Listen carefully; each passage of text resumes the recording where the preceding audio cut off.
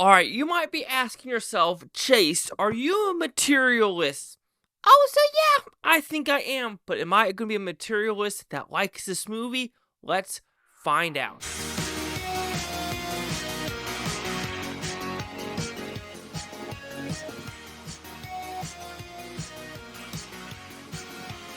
Chase Lee Hockey here, Blue Futon, reviewing the Materialist. It's not it's just Materialist. Anyway, what is this movie about? Dakota Johnson, she's a matchmaker, and she's pretty good at her job. She has 9 matches overall.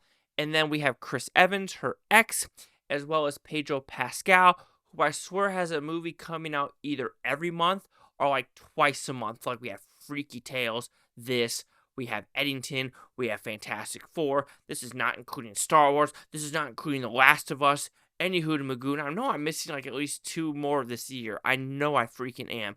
Anywho, like I said, he is a millionaire, and is he a match for Dakota Johnson, or is she going to go back to the old love spark? So, did I like this movie?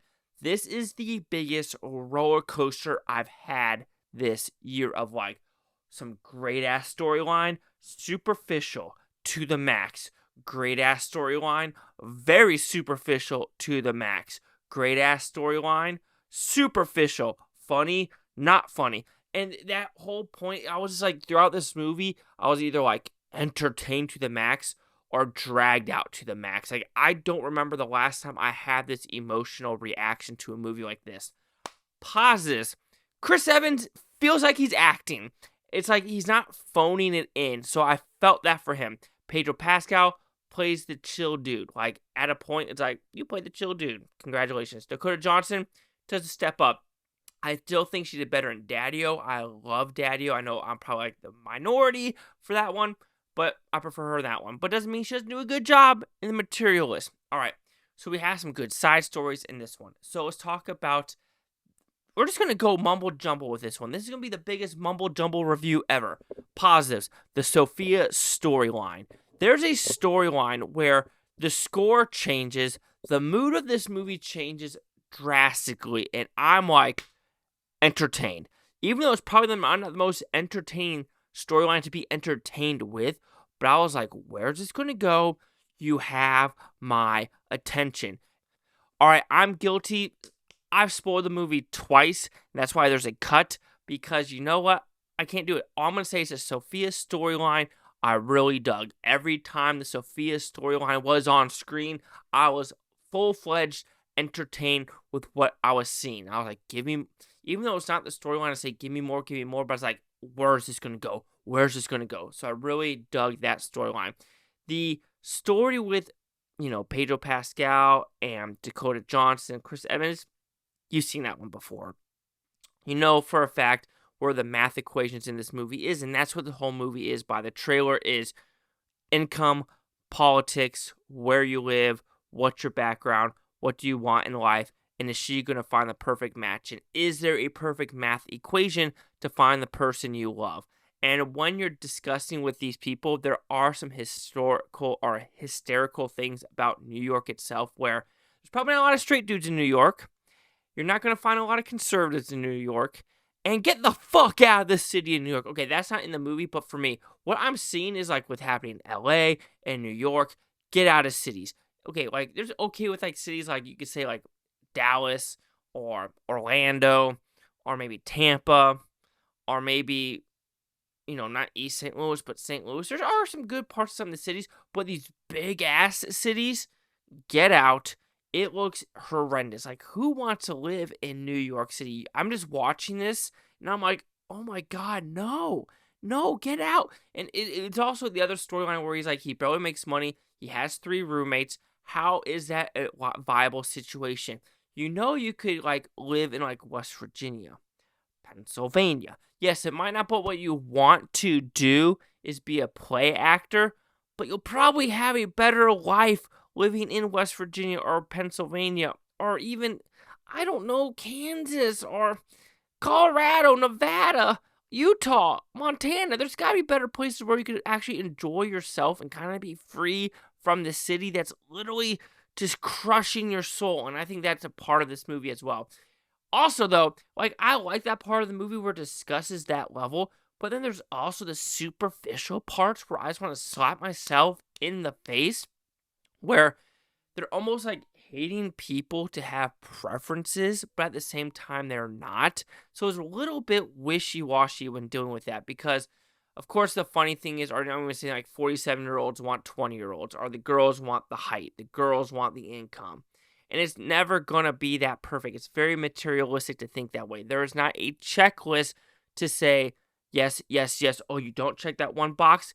Get the fuck out of here. Doesn't that remind you of something? That's what I'm going to say there, of like, you don't check all the boxes.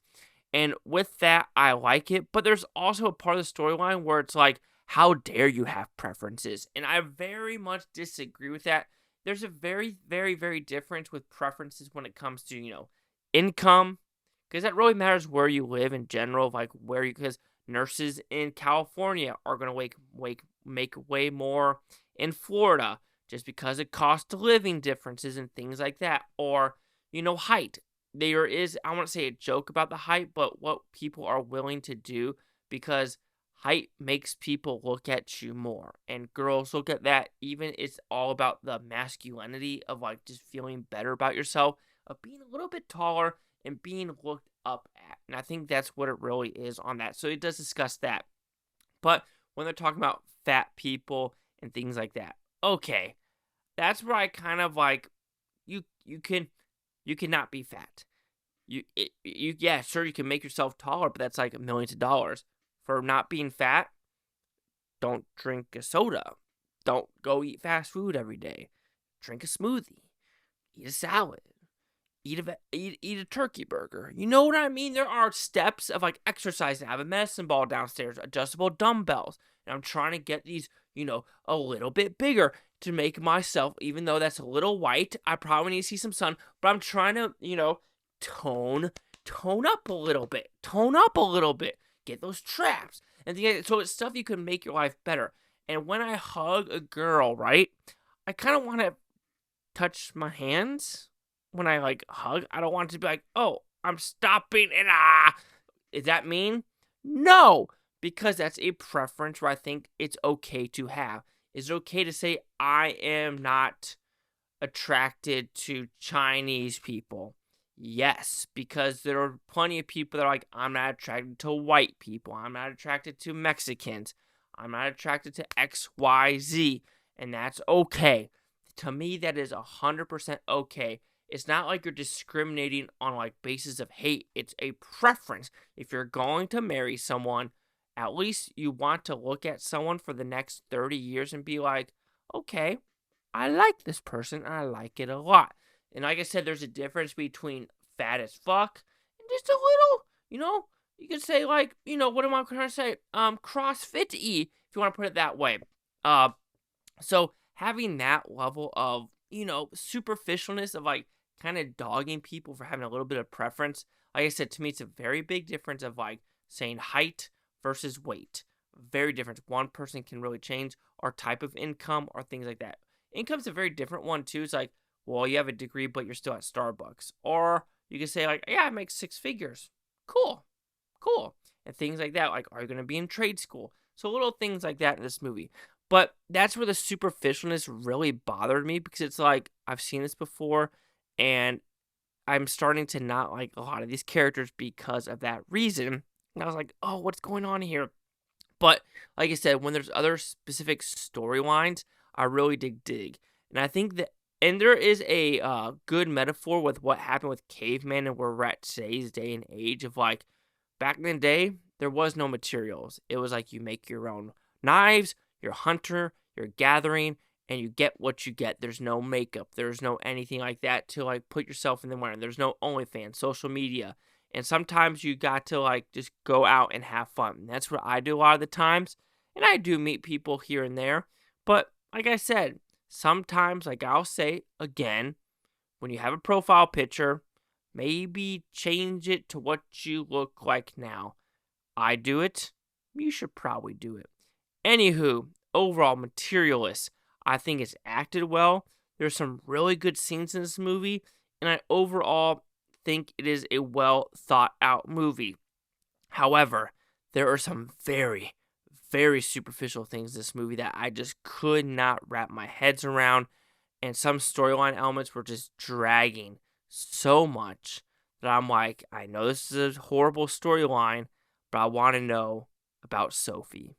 So Materialists will receive a 3 out of 5 with Futons because that's 60%. To me, this is a very high 60%, but I cannot give that 70 because at the end of the day, I felt like I've seen it before, and there's just elements to it where I'm like, let's see the critics and user scores are giving this one. So we have critics, a 88% with 32 of them. No critic consensus. But when I'm looking at the critics, they're either loving it or like not liking it. Like we have a B+, we have a D+, then we have like a 7 out of 10, a 9 out of 10, a B+. Like it's all over the place. Spoiler, well, okay, bringing race into it when it doesn't need to be.